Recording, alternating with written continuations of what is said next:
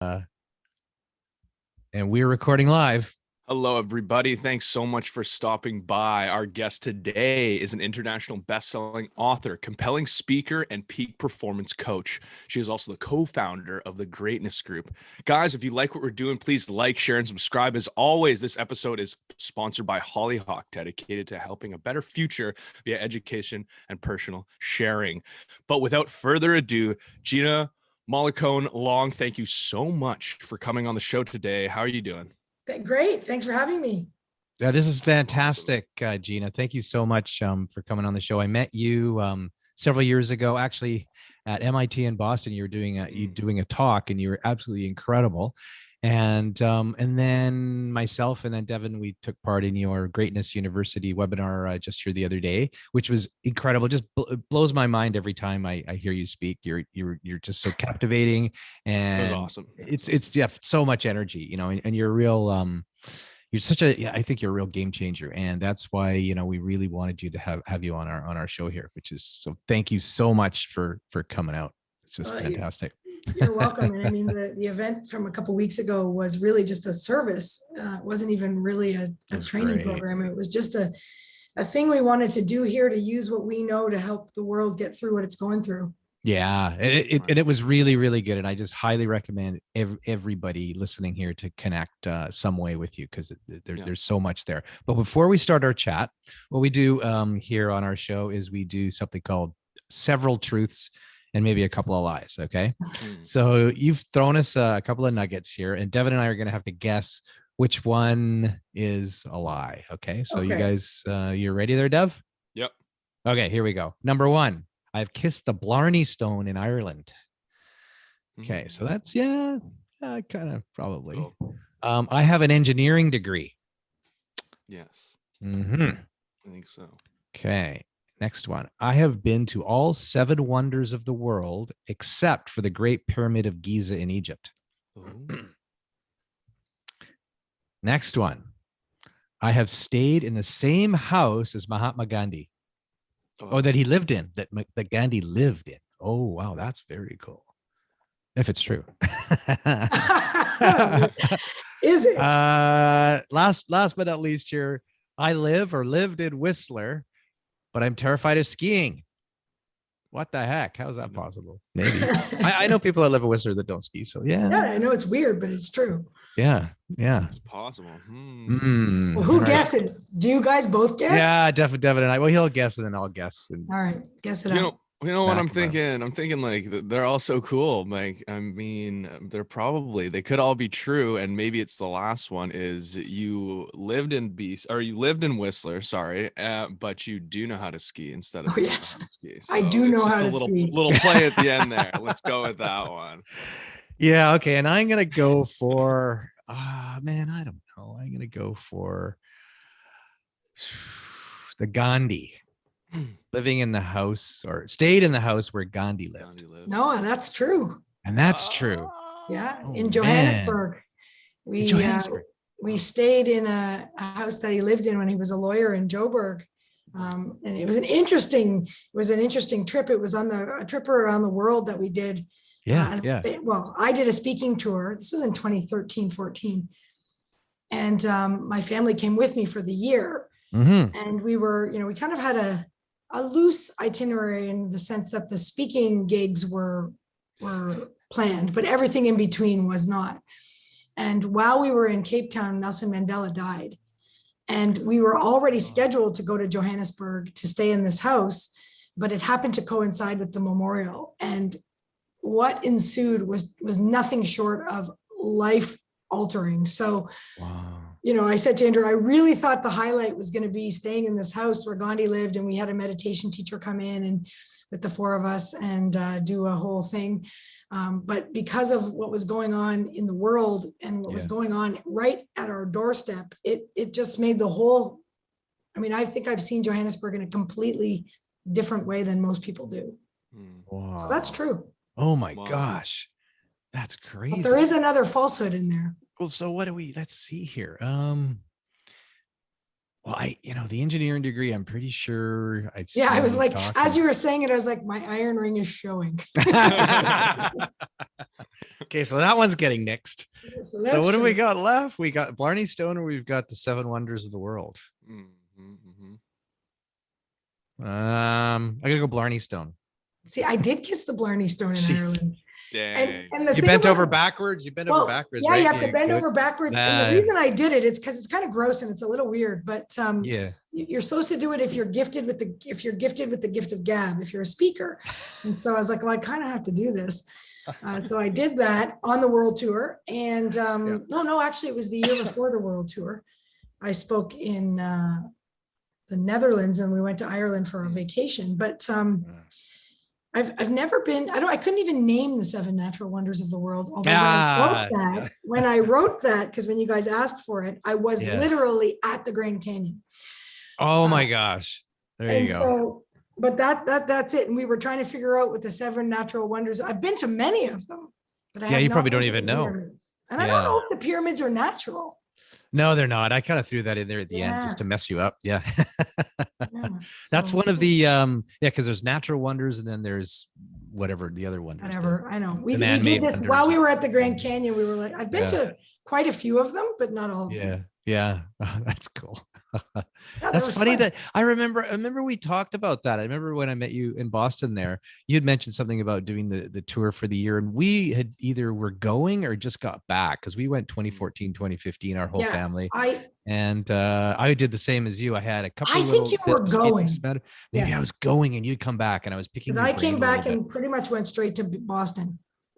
Wow. Okay. Yeah. I think we were just leaving. We were just going to leave right after Boston, I think. Yeah. That's well, again, that's highly recommended and it is possible. It's just kind of lining your life up to be able to do it. So a little bit of luck. A little bit of luck and a whole lot of luck now. If you look back at it, the world that it is now compared to what it was like in 2014, we were so fortunate to kind of take that big step, that leap to go and do something like that. And we had fear, and we were like, oh, what are we doing? We're crazy. Why would we, this is insane, but it was the best thing we ever did. I'm sure you'd agree. No regrets. And no regrets. I remember at one point saying, you don't really regret the things you do. Yeah. I think you regret the things you don't. Yes. Yeah, absolutely. And you say that's the shit you say to yourself to justify leaving for a year. I know. We had no idea what we were doing. Yeah, there's all the bullshit rattling around our head. Can't do it. And you're like, hang on a second here. Let's just go and do it. Yeah. And then we'll figure it out along the way. And things fall into place, right? And that's one of your talking points that I was looking at here, is that from your university that we did the other day and your other talks that I've seen you do, is that we live in fear, right? Like we as a human race, we live in fear. I think we live in a paradigm. We live in a thought system based on fear, and it's an illusion. But the problem is you can only see the illusion when you step out of the fear. Right. So it's not like a bad, I'm not, sitting here outside some bubble going, what are you losers doing? Because I live in the same paradigm, but it is sort of a fundamental truth. It's not an easy truth. That's the problem, right? Because the minute you engage with the illusion, you become part of the illusion. Right. So, that's what we were trying to do on January 2nd, was to just step out of the illusion. And it's hard to do that, because everything that your senses perceive reinforces the illusion. Right. So they're not really trustworthy. But, I just finished teaching a monster day yesterday, and were sort of two things. One was I had been in a theme park last week, and there was this ridiculous water slide where you get in a tube and they play these drums and the floor drops out and you basically drop straight down. And, the whole thing is designed to scare the living daylights out of you before you even get there.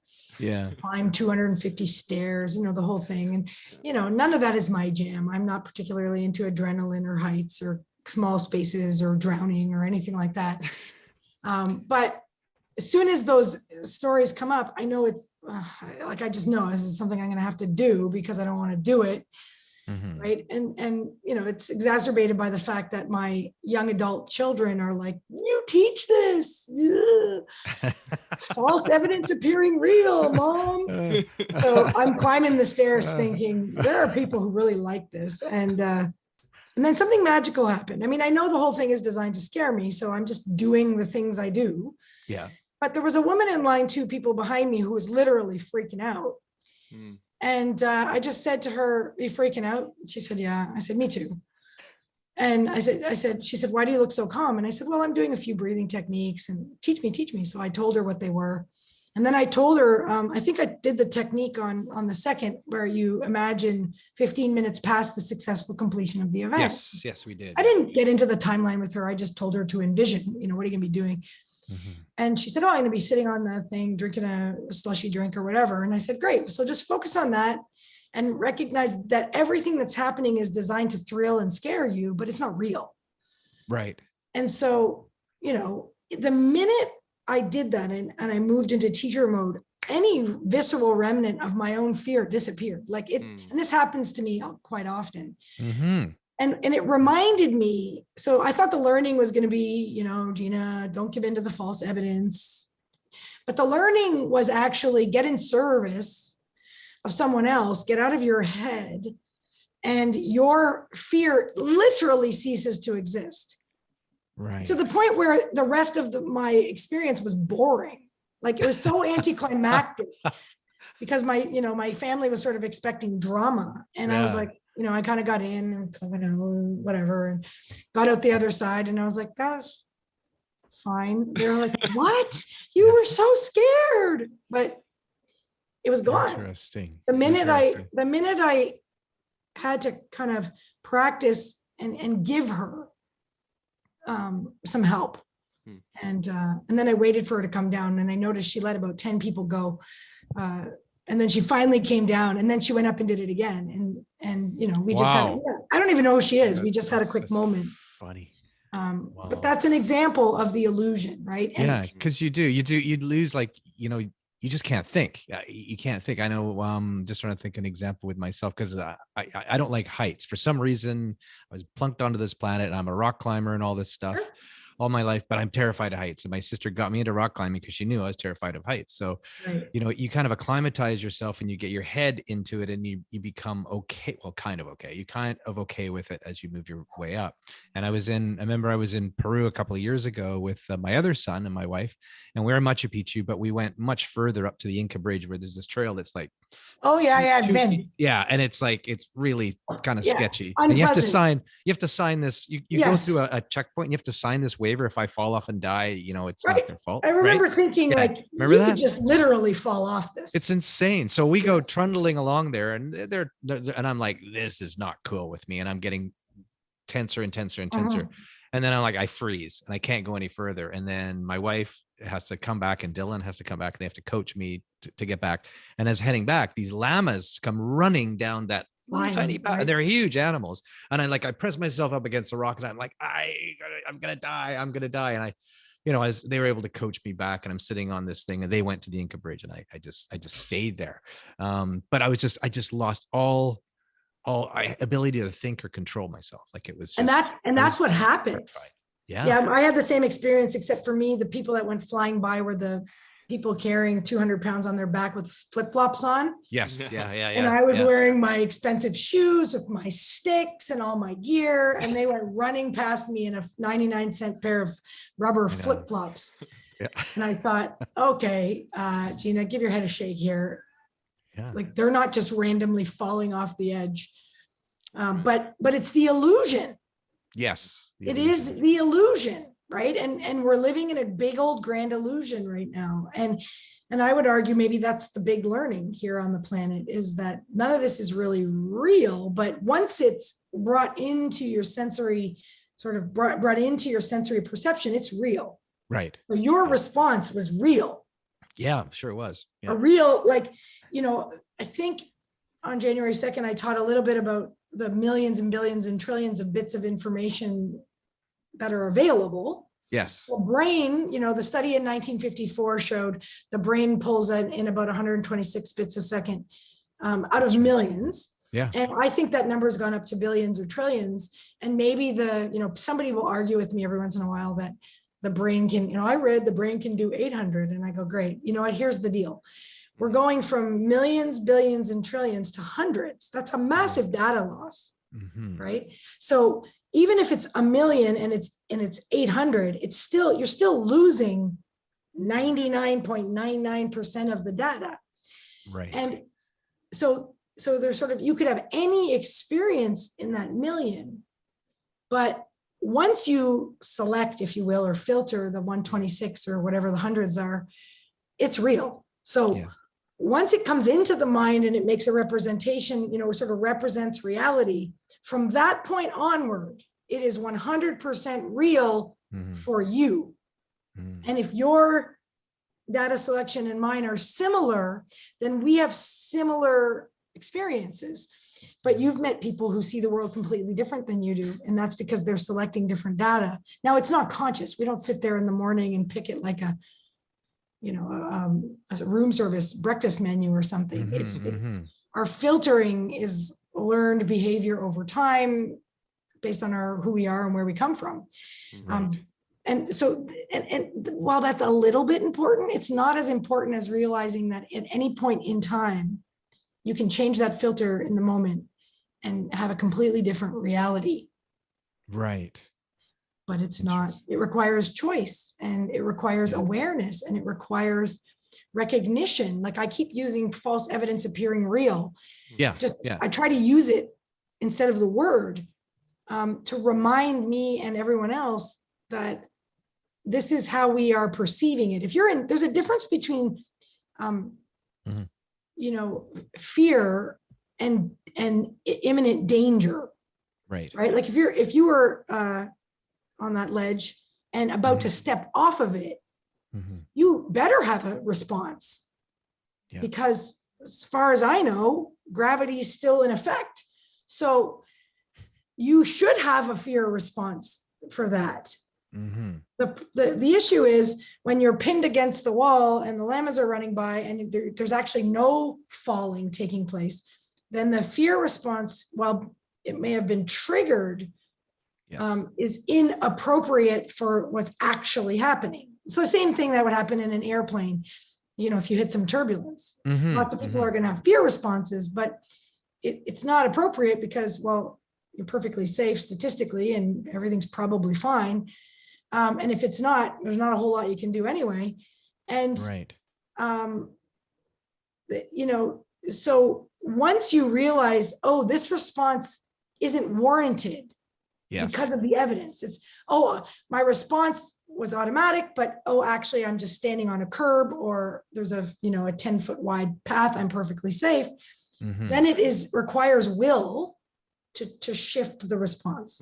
Right. So you're saying like if you're in that instance and you tell yourself like a different story, you like you did with the lady at the fairground, right? You say you're going to be drinking a Slurpee 10 minutes from now, or you're going to be sitting there having a beer afterwards, or whatever it is. It's like, tell yourself a different story. And because the reason you're upset, unless you're in imminent danger. So I want to be clear, if you're in imminent danger, you act. Right. But if after the initial reaction, you look around and you're just standing in line at a water slide or whatever, then the response is inappropriate to what is actually happening in the present moment. Right. Then it's your job to pick a different story, because it's the story that's causing the response.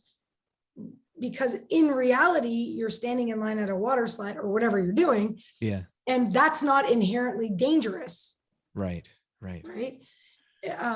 So you're saying we're getting, well, back in the 50s, they've figured that we're getting 126 bits of information per second coming in. Well, we're getting trillions or whatever it is now, but we're able to handle 126. So in our world right now, where we have all this social media and all this stuff going on, and we're looking at our phone and whatnot, there's a lot of positive stuff. There's a lot of negative stuff.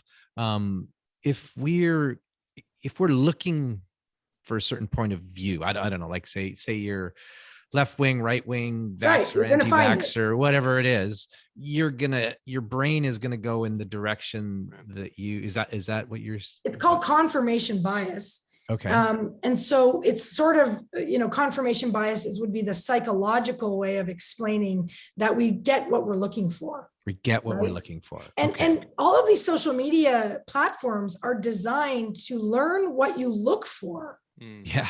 And give you more of it. Right. So much so, I was talking to a contact not long ago. It was during the presidential election. So I guess that was a year and a half ago. Yeah. And the person said, I can't understand how anybody's voting for X because I don't see anything good about that person. And I was like, well, that's because that's your bias. So you only see what confirms what you're looking for, but you would never be given exposure because the AI has learned what you like and what you don't like. Right. And it's serving you more of what you like and what you don't. People don't realize this, but this isn't even new. Before social media, the newspapers, so let's take a national newspaper like the New York Times or something, or just like, it doesn't matter, Globe and Mail, whatever. A national newspaper would have different headlines on the same day. In the East versus the West, or the North versus the South, or wherever the political lines are drawn. Same story, different headline. Yeah. So that's just, I guess that's just a function of targeted marketing, right? So are we going to really shoot the messenger? But what most people don't realize is that, these are simple things that are being done, and they have profound impact on your reality. Yeah. Yeah. Right. So if all you see is the sky is falling. Yeah. The sky's falling. Exactly. Yeah. That's what I think you were saying. The other day you said, if you're focused on what you don't want, that is what you become. Yes. Right. You get what you focus on. That I can show you three mechanistic steps. Remember, I have an engineering degree as my undergrad and a philosophy degree as my graduate. And so I just bring it together in a machine-like way. It's not, one of the things I studied in my master's is what science was before it was science, because I'm a scientist, but the word science is only really born in and around the 1800s. Didn't exist in the 1400s. No such thing as science. So what was Da Vinci doing before science was science? What was Copernicus doing before science was science? It wasn't a word. Right. Well, they were doing what we now call magic, but back then there were different kinds of magic, and they were doing what's called natural magic. And then what happens is science sort of appropriated what it wanted from the tradition of sequence and so on. It's interesting history. But the point is that we've always been doing this. We're not very complicated. Right. And, the funny joke is like the brightest, shiniest thing in the room will get your attention. And then it will keep your attention unless you're in charge of your focus, someone else is always. Right. Like, Freud's nephew was a guy named Edmund Bernays. Anyways, last name Bernays, wrote a book called Propaganda in the beginning of the 20th century. Tiny little book, 100 pages, fascinating. And if you look at the process, because that's what I am, a process person, you can see the process of, I don't want to use the word manipulation. Let's just say leading people's thinking has been repeated over time for both good and bad reasons. So people shoot the technology messenger, if you will, but the technology's always been the same. We are guidable. And the only thing that's required to stop being led by someone else is to say, no, thank you. It's literally it. Like you can sit in front of a television and say, I don't want to accept any advertising. And that's all it takes. Yeah. Literally. Like it's not a metaphor. And so people will come to me and they'll say, oh my God, I'm so upset with what's going on in the world right now. And I'll make a joke like, yeah, that flower over there just bloomed and it's beautiful, right? And they're like, no, I'm upset with what's going on in the world. And I'll say, yeah, the rain just finished and there's a rainbow. And no, I'm upset with what's going on in the world. And I'll say, well, what's going on in the world? They'll go off about the current crisis. And I'll say, oh, well, that's also happening too, but I guess it depends on what you're looking at. Right. Yeah. Right. Yeah. And so, well, what am I supposed to do? This is still happening in the world. And I said, sure, here, I'll show you what I do. And I power down a device. Right. Yeah. It's magic. Yeah, right? it is magic. That's what I do. Yeah, And yeah. people are like, well, I have to be informed. You know what? I'm pretty sure you'll get the message if you don't have it in the split second that it happens. Right? Oh, well, what if a meteor is coming to hit Earth? I'm like, well, do you really need to know? Like, these are just things I joke about because humans get so crazy because it's so real. But there's so much more going on. And even one of my teachers said to me, you know, because I'm a human, I get overwhelmed. And I said to her, it's overwhelming because, you know, it's even more difficult to teach when people are in this, you know, that state you were talking about, fear. Yeah. Can't think. So as a teacher, I got to work 100 times as hard to get the same message across that I did 5 years ago. And I said to her, like, it's just taking a lot of energy. And she said, I said, you know, how I got to manage this overwhelm. And there's this thing we say, and she'll say, you know, chunk down. And that means something to me. And then I said, well, yeah, but like, what do you mean? She goes, well, like, you know, what do you got to do tonight? I said, I got to make dinner. Okay. What are you going to make? Soup. Okay. When you're making soup, make like 100% of your focus on the soup.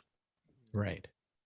So, you know, be present in a sort of but in a very practical way, you know, chop the parsley perfectly, like just be where you're at. And a miraculous thing happens when you do that is everything else disappears. Right.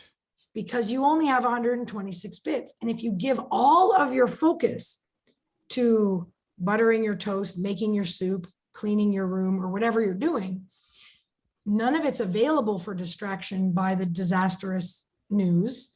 Right. Therefore, the response of disaster is halted, giving your body a break, allowing for renewal, et cetera. It doesn't make the world change. But the thing is, you know, I always used to joke and say, do I really need to know if someone crashed their bike in Amsterdam? Like, do I really need to know? I can't do anything. Yeah. Except maybe, you know, feel badly for the person who crashed their bike. I don't know that I need to know. Yeah. It's unfortunate. It's interesting you say that because I know when I go back to when I was a kid, I had a really, really hard time in school. I was ADD, dyslexic, and just all over the place and just couldn't focus on a thing. Still can't, but my sister, as I mentioned, because she knew I had a fear of heights, got me into rock climbing. So we rock climbed, myself, my sister, my wife, all our friends. We rock climbed heavy for about 10 years. When you're rock climbing, there's only one thing you can focus on is exactly what you're doing. Where your hands that are. Moment, right? You're not ADD. You're super hyper focused because you're going to fall. And it was just liberating for me because none of the other stuff from outside the outside world is coming in or allowed to come in because you're so focused, just like the lady making the soup, right? We do this thing in my classrooms. It's exactly what you were saying. I just thought, we do this thing. So one of the things I studied for years was the ancient Hawaiian system of huna.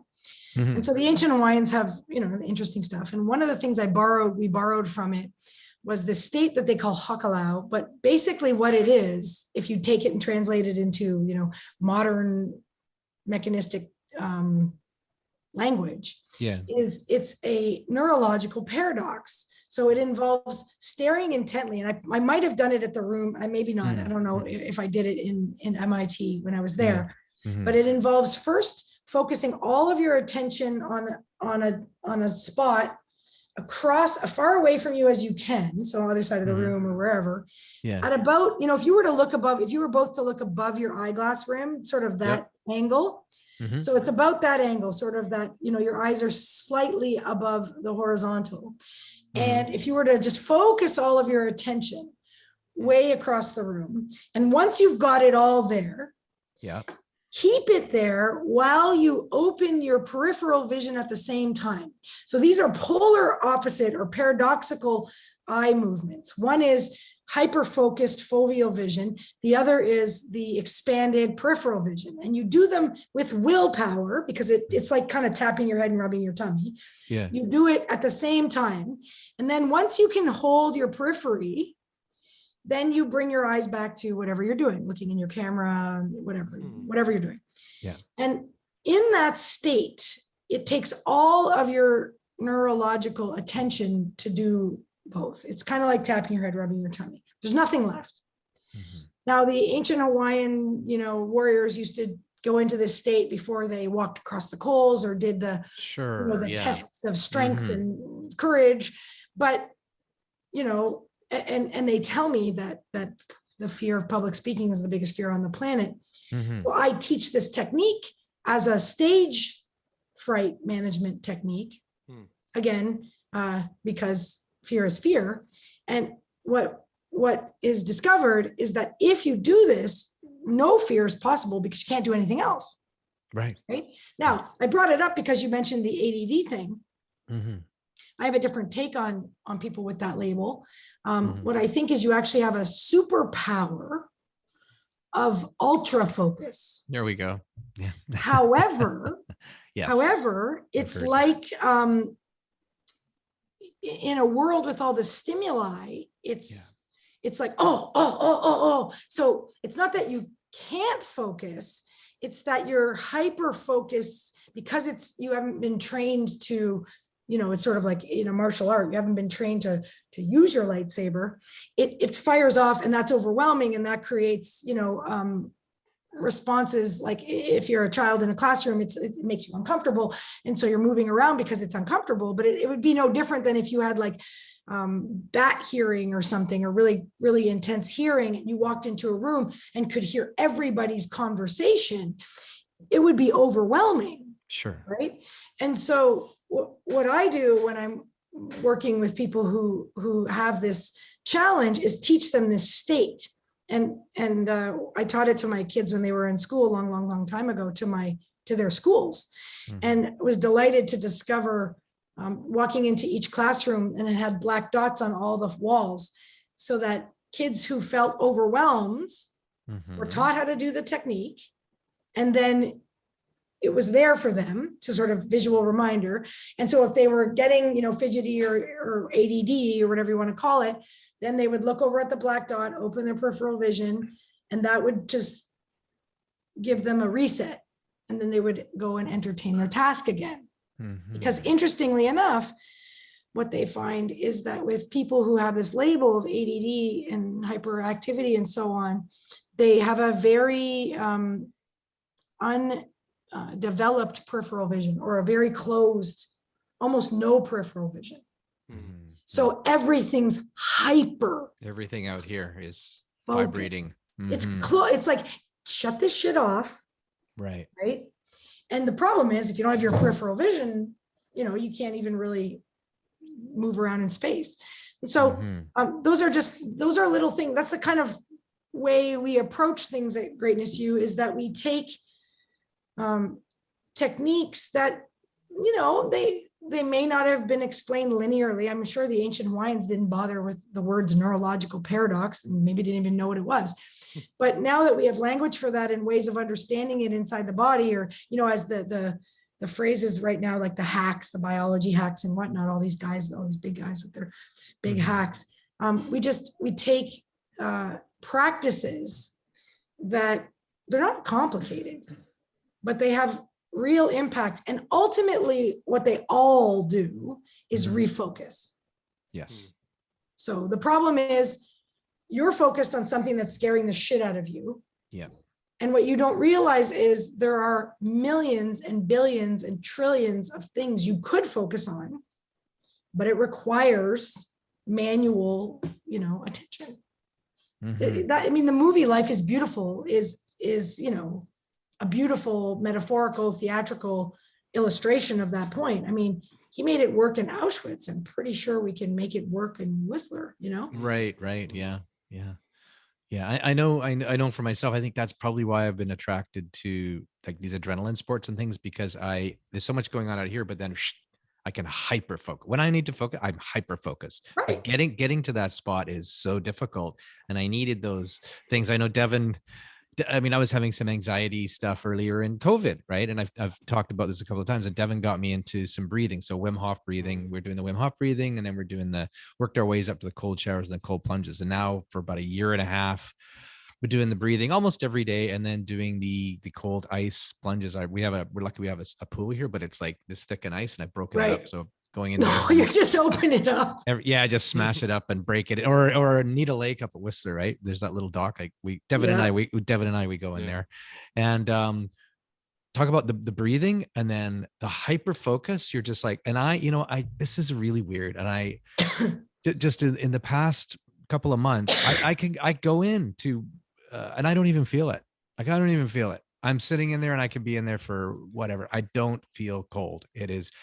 A year ago, I'd be jumping out I stick my big toe in. I'd be terrified. I'd be but now it's like I breathe, I'm focused, and I'm in, and I'm like, I'm just focused on my breathing and what's going on. And I get out of there, and I feel like $1,000,000 for probably 3 to 5 hours. I'm mellow. My anxiety is dropped. My heart, blood pressure's down, everything. And I'm just like floating around. And it's funny. It's kind of like the perfect thing what we're talking about here. It's like, as soon as you get in that water, everything else is out the window. All you're thinking about is how cold you are. But then the next step is to like take your mind away from how cold you are and put yourself in somewhere. Like, I'll sit and I'll look at this tree in my backyard, and I'll just envision myself. I'm at the top of that tree. My physical body's not in this water.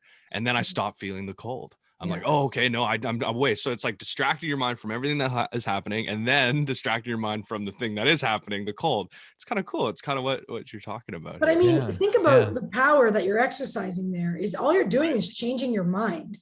Your body's still in -1 or +1 water, right? And yet you have changed your focus. If I could just loosely describe, you've changed your focus, and then your experience changes. And that's ultimately what any of the techniques do. But like, as I said, if someone doesn't want to change, there's nothing you can do to change them. So this is the hard part for people who have compassion, is that if someone doesn't want help, there's nothing you can do, right? I mean, short of grabbing them by the armpit and pulling them out of whatever is happening, but you don't always have permission for that. And that's been the hardest part, is to recognize that at some point you have to be so tired of your own fear response that you do something about it. Right. Change yourself. No one can do it for you. Yeah. Right. So you can't just say to someone, don't be afraid, because then they go, and you just get into this yes, no, pissing match. But I think, and that's what I was saying on January 2nd, there's a glimmer, a few more people are waking up and going, this doesn't even make sense anymore. Sure. In the beginning, again, when you don't know what the threat is and whatever, and everybody's kind of running fine, but we're 3 years in, and I know not everybody's completely out of it. And so they're kind of seeing the contradiction. And I think the real problem / opportunity is recognizing, the agendas. There's multiple agendas. I don't think they're coordinated. But humans have always been greedy. Why would now be different? Humans have always seeked power. Why would now be different? Right? Humans have always manipulated information. Why would now be different? But at some point you have to stand back and go, they're telling us A equals B, and then they're telling us B equals C, and then they're telling us A doesn't equal C. Yeah. And young children are saying to me, well, wait, that doesn't make sense. But you can't think about back to the ledge. Okay. How rational are you in the state of fear that you were in? Not at all. Yeah. You can't think like anything. Have you seen the video of the kid on the roller coaster? No. Well, maybe, but I don't. Yeah. So the kid, am I allowed to share a video? Is that allowed? Yeah, sure. Yeah, go ahead. Okay, I could probably find this pretty quickly. Let me. There's all your the dancing bear one's good too. Yeah, it's like, so there's I know I keep it in the dancing bear. I mean, the dancing bear is so old, right? Yeah, I know I've seen it, and I've just like, it's so good. It's so people good. Say to me, Gina, why are you still showing that video? But I'm like, because I show the video because even if you've seen it, so everybody who's seen it, they go, oh, there's a bear, and everything, bear. Yeah. And I go, yeah, but so if you're looking for the bear, what else is happening? And they're like, what? Like, I don't want to give it away because there's many layers in the movie, but even if they know, like I asked for how many passes does Team in Black make, even if they know the answer to that, then I ask the next question, then they go, wait, what? And the commercial is so well made, and it's a commercial, and it's so well made. Whoever made it knew what they were doing. Sure. But the point isn't that you didn't see the bear. The point is that no matter what you're looking for in that commercial, that's the only thing you can notice. Right. Yeah. So whatever you're looking for is what you see, no matter what's going on. I mean, there could be a clown dancing around right in front of you, but if you're looking for a guy or trying to see how many times he bounces a basketball, you're watching him counting the basketball, so focused on that. And there could be a clown in multicolored dancing right behind him, and you will not see that. Oh, and the guy bouncing. And the commercial was made as a public service announcement for motorists to look out for cyclists. Ah, okay. So really, because if you're not, if you're fiddling or whatever, you don't see the cyclist, and that's a bad thing. And so I used to work in advertising, and I wouldn't say governmental agencies were seen as the most forward-thinking advertisers, and yet they know about the reticular activating system, and the average person doesn't.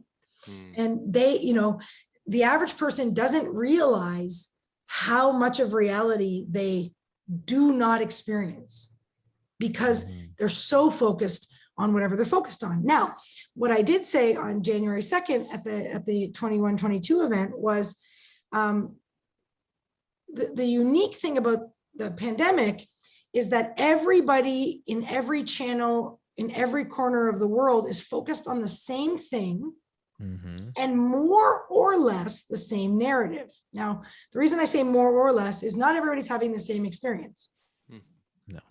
But we're not. I'm in a different part of the world right now. It's different here. But the narrative's the same. So what happens where I am is they resist the narrative. But that just strengthens the narrative. Right. Yeah. And the narrative, if you concur with the narrative, that strengthens the narrative. So it doesn't matter whether you're for or against someone or something, your for or againstness makes the thing more real. There's only one way out of this, a full detach, which is what we were trying to do on the 21-22 event, which was forget the narrative is just the cosmic 2x4 that we needed to say, hey, we need to do something. What are we going to do?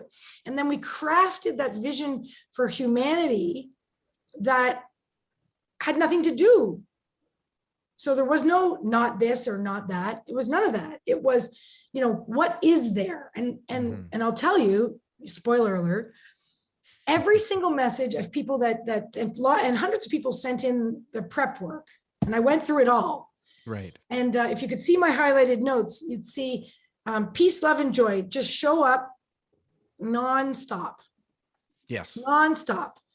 Okay. Now, I think at some point one of these quotes above my head is a Martin Luther King quote that says, "Hate can't drive out hate, only love can do that," or "Darkness can't drive out darkness, only light can do that." So darkness isn't a thing. It's the absence of light. There's no such thing as darkness, right? Sure. So there's not a thing. It's the only way to get rid of darkness is turn on a light. You can't get rid of darkness. Like I can't pull darkness out of the room. I just turn on the light. So it's not a thing. It's no thing. It's nothing. And then by analogy, what's hate? Is it a thing or is it an absence of love? What's fear, right? Is it a thing? Is it, because we say I have fear, but is it something you have? Because, loosely speaking, a noun is a person, place, or thing. Like you should be able to put it in a wheelbarrow. I should be able to put this pen in a wheelbarrow, or I should be able to put the city of Whistler in a wheelbarrow, big wheelbarrow, but nonetheless, I can't put fear in a wheelbarrow, but we use it grammatically. I have fear. We don't say, I'm doing fear again. Mm-hmm. We don't say that because that's not how we talk. But our language kind of gives us clues as to how our mind body's relating. So if fear is something you have, then it's kind of like this thing. Yes. Right. But is it a thing? And this is a philosophical question, because darkness isn't a thing for sure. So is fear a thing? I don't know. And so if we want to move out of the crisis into a new reality, then we have to let go of the thing. Yes. And bring in what is real. So people know when you ask the question, they know how to answer it as long as you ask the question correctly. Like if I were to say, what don't we want, or what do we want to fight? Would just strengthen the paradigm. Yeah. So I won't participate in strengthening the paradigm. It's like Mother Teresa said, I won't participate in an anti-war rally, but I'll come to a peace rally. Right. Right. Do you know what I mean? So even, in political contests, they'll say, oh, I'm for this person, or I'm against this person. Oh, I love this person, or I hate this person. And it's like, well, in either reality, it's sort of like no PR, or there's no such thing as bad press. In either reality, you've strengthened the person. So that's what we're up against. So like the other day, you mentioned something really interesting. You said like in a mastermind group, you have 1, 2, 3, 5 people, right? You have 100 people, and you get these people discussing, these issues, whatever it is, and you actually can create another mind or another consciousness. Well, I right? think And what you do is you strengthen you strengthen the field. So you know what it's like? Again, I'm an engineer and I like to bring things into sort of the linear. So if you were to take a bunch of noisy radio signals and focus them all on, 101.3, they would become coherent. And in their coherence, they'd be able to transmit the song being broadcast at 101.3, whatever that was. So if you've got one person putting their being into a state of coherence, if you will, that's powerful. But if you have 100 resonating in the same frequency band, their collective 100ness makes that signal more coherently stable. And then it's not a secret, and this is the talk you saw at MIT, which was the physics of intuition. Yes, that's right. We're electromagnetic beings, so every time our heart beats, an electromagnetic frequency wave flies off of us in the shape of a donut, toroidal it's called. This is not that interesting, but for some people they don't know, and it's basically. But you mentioned that it's more powerful than our mind, our heart. Our brain doesn't have the same strength of electric signal. That's incredible. The heart signal is just stronger. The brain does emit, like our brain waves emit, they're electric, and they emit magnetic waves in the same way. It's just EMF. It's basic, like basic Faraday's law. But our heartbeat electricity is stronger, so the magnetic wave is stronger, so it's just bigger. But if I stand close enough to you, I can entrain brain waves too. But for some reason, our heart waves are more powerful. And there are scientists all over the world trying to figure out what information is being sent and received. And it's fascinating. I spend hours reading this stuff because there is information being sent. Now, it's not like you would see in a sci-fi movie where you think of a purple onion and I get the image of a purple onion, although there are people who claim to be able to do that. And it's not that whack that they can. That's just do you really think that this Zoom call is magical? Like, is this Willy Wonka magical? Like, are you really in there? No, you sort of on some level understand electricity. It's going somewhere, it's being broadcast on something, and then it's coming through we don't really go, nobody wakes up in the morning and goes, wow, this device can send and receive messages. It's just resonant physics. But as soon as I start talking about human beings doing that, people go like, oh my God, what are you talking about? What are you, crazy? Gina, ask science-based questions. I hate it when people say that, by the way. I'm a scientist. Okay. You want to talk about the difference between science and scientism and the scientific method? I could talk for an hour. Here's the scientific method. Hey, I have an idea. I wonder if that's true. Let me test it. I'll collect the data. What does the data say? I'll draw a conclusion from what the data says, even if I don't like it. And generally, as a scientist, let me tell you, more often than not, your data comes up and you go, oh, shit. Yeah. That's not what I wanted to happen. Yeah. What people are doing right now, which I will label scientism, is they're saying, this is true because science said so. Okay, now what I want you to do is take out the word science, insert the word God, and go back 500 years. Yeah. Yeah. Right. So we called that the Dark Ages. This is true because God said so. I think the earth might revolve around the sun. No, it doesn't. Okay, because now all we're doing is we've replaced one locus of authority with another. But so stop saying that. What does the data say? So if the data says it, fine, then you can draw a conclusion from the data. And anybody who takes the time to look at data and say to me, I've looked at the data and I've drawn my conclusion, whether I agree with it or not, I can really respect and appreciate their process. They've looked at it, they've correlated it, it says a story to them, they've articulated it. Good for you. That's more science than most of the people on the planet, including the scientists. But everybody's walking around right now going, this is true because science said so, or you have to ask science-based questions. Well, here's what I want to know. What's a science-based question? What science? Which science? People are like, what do you mean, which science? Well, which science? Physics, biology, chemistry, sociology, psychology.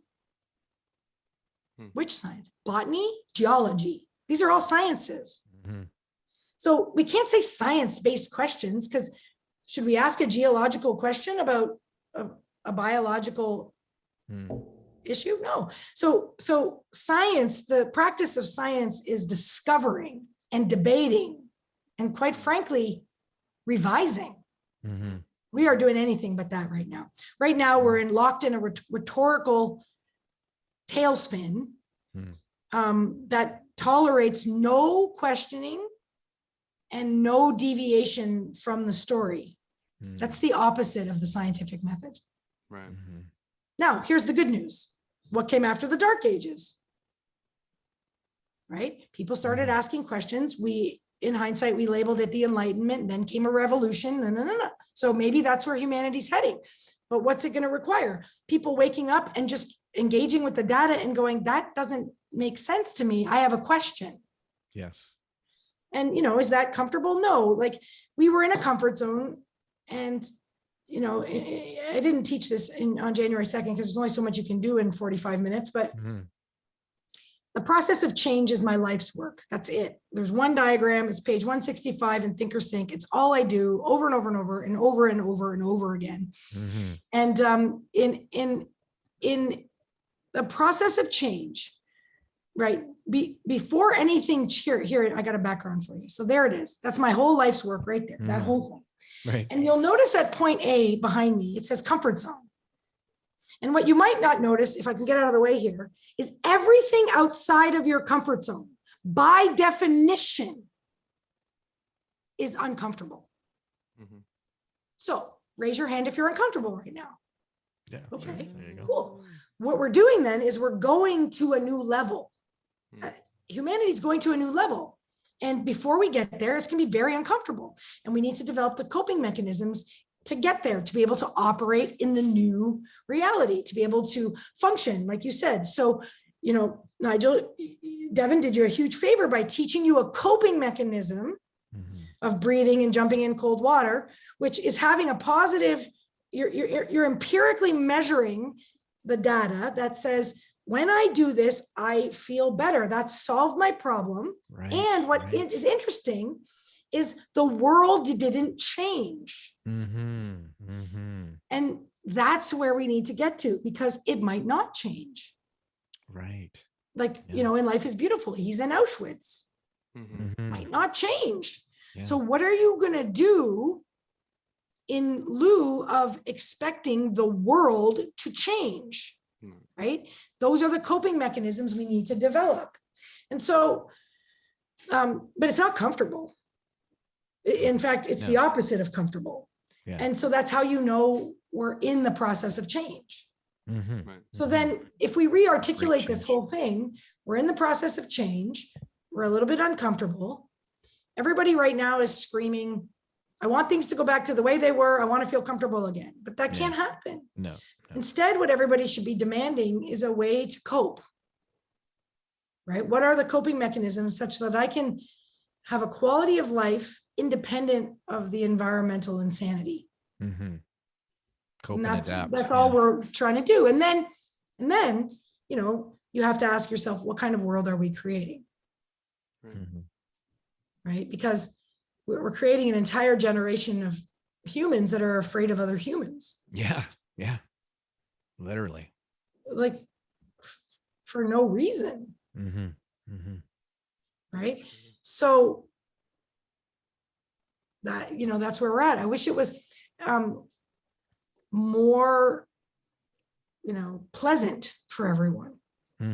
But I'm not sure if I do, because you don't really learn anything from never failing. Well, that's true. I mean, you look back through history of humankind, we've been explorers. We've been pushing the limits, and things happen when we get out of our comfort zones. There was a study that was done. I read in National Geographic a few years ago about the frogs, from a million years ago that migrated from Argentina all the way to North America. Well, there's the ones that decided to stay, and they're the same little tiny frog.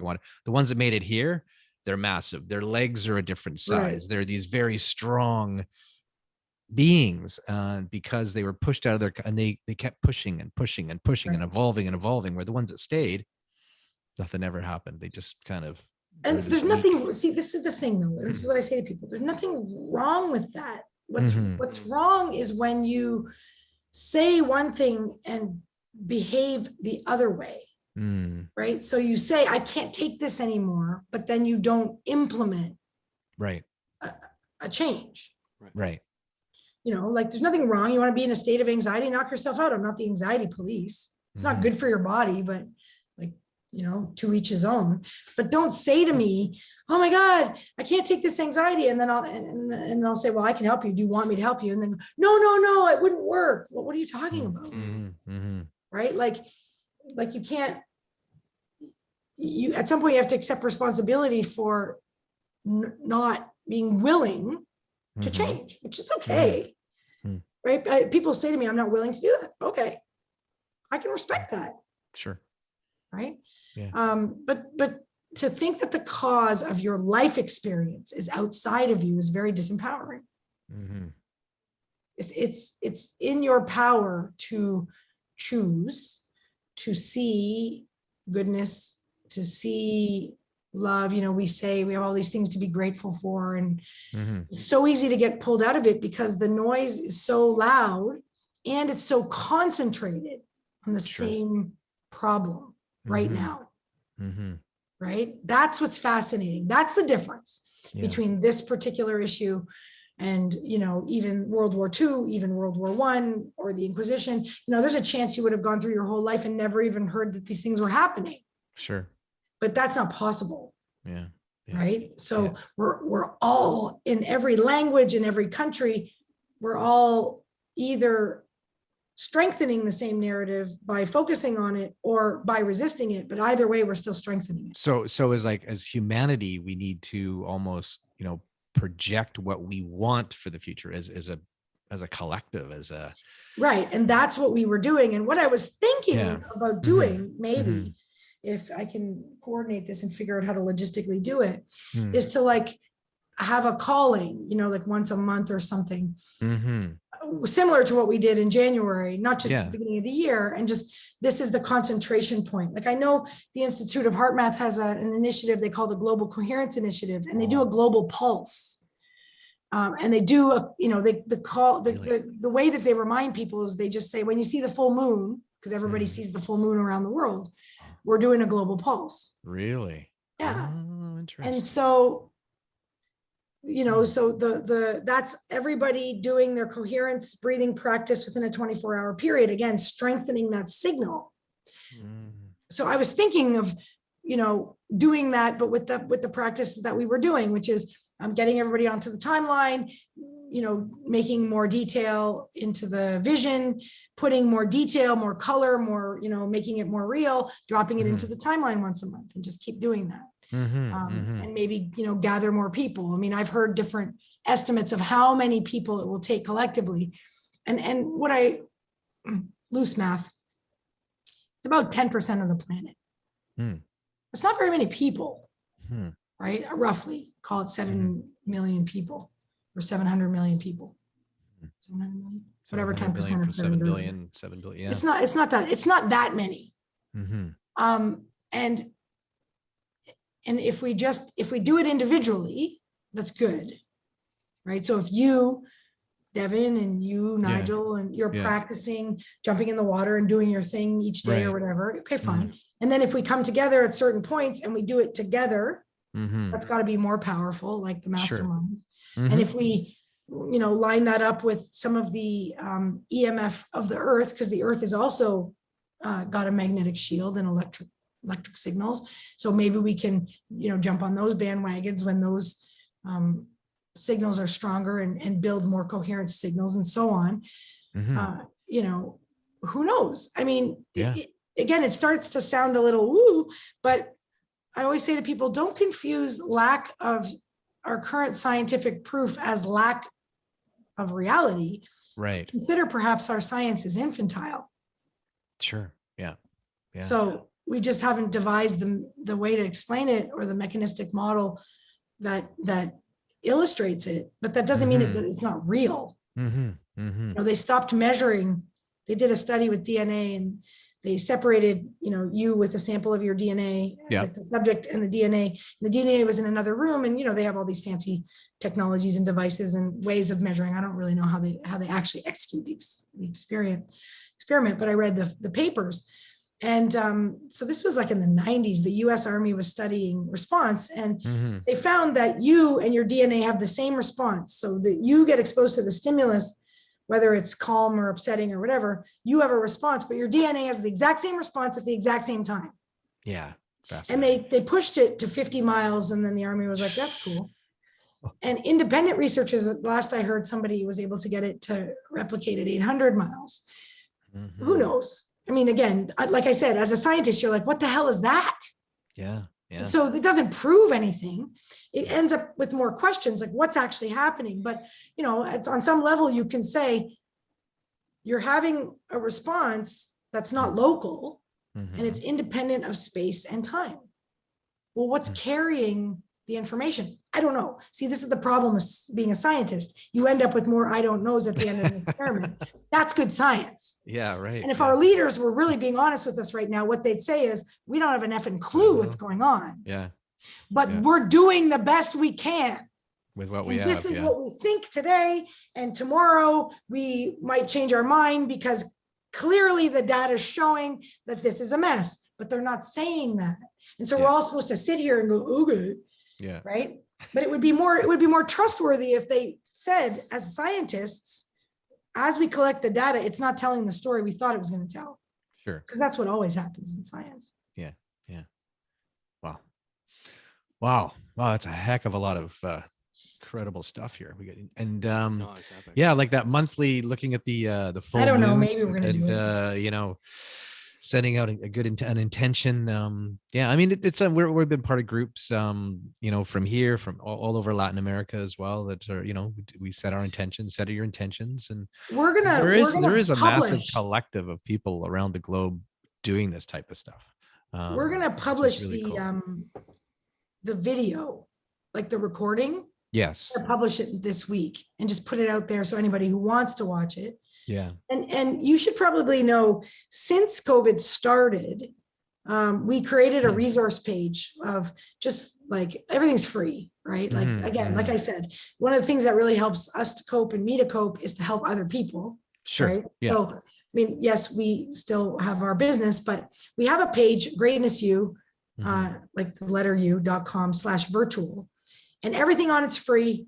And it's all videos and handouts and books and whatever, for whatever people need to support them, to find those coping mechanisms to get through whatever they're going through. We're going to publish the video on that page, probably through the YouTube channel, but we're just going to, there was nothing for sale. There's no cost. It wasn't one of our training programs. It was just a service, right? About how could a group of people come together and create a new vision?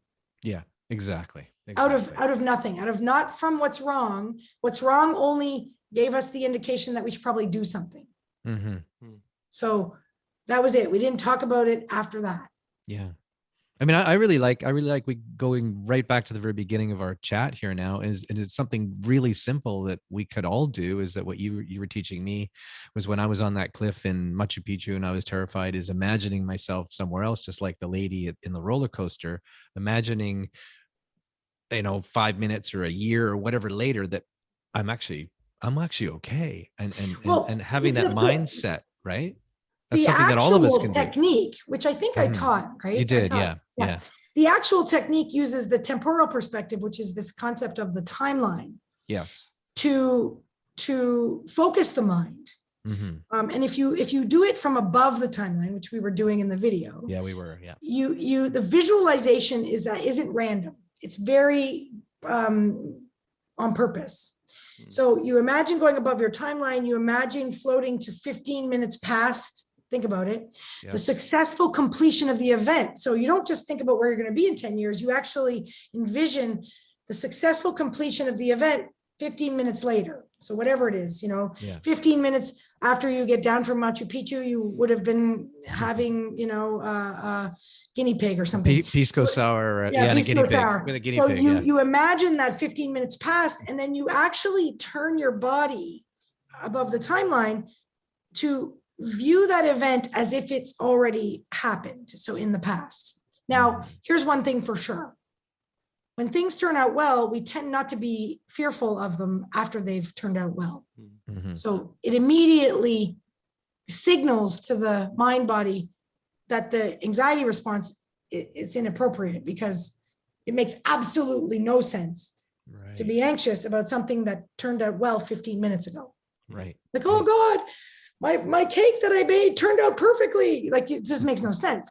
So that's like a neurological switch. Body goes, oh shit, shuts off the anxiety response. Now, if you're visualizing from above the timeline and you stay above the timeline, now your anxiety response is turned off because of the perspective, the time-based perspective. But you stayed above the timeline, so the anxiety response is turned off in your meat suit. And then you imagine floating back into the room you're in now, wherever you are. Your meat suit is still free from anxiety because you haven't changed anything yet. Then you open your eyes and you're wherever you are. Now people will say to me, so the anxiety response should say, this is like a real physical result. And people will say to me, but as soon as I open my eyes, I'm reminded, and it comes right back. And I say, great, do it again. They're like, what do you mean? I'd have to do it 1,000 times. And at some point you realize, oh. So at some point it becomes easier to just be consciously focusing on what you want than to do that stupid technique 1,000 times a day. Right. Okay. Yeah.